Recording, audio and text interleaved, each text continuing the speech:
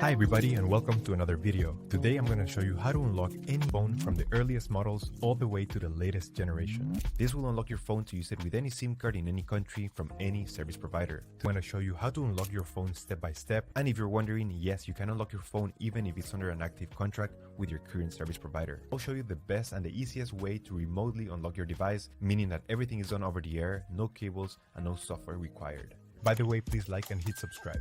So with that said, let's begin. So to start, we're gonna get the phone's IMEI number. That's a unique number for every phone. So to get it, simply dial *#06#.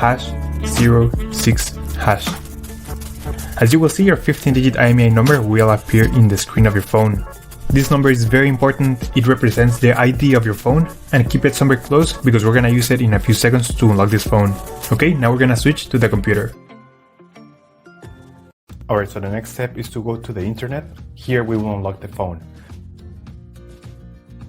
We have to fill in the form, the brand of your phone. So this will work for any other brand as well.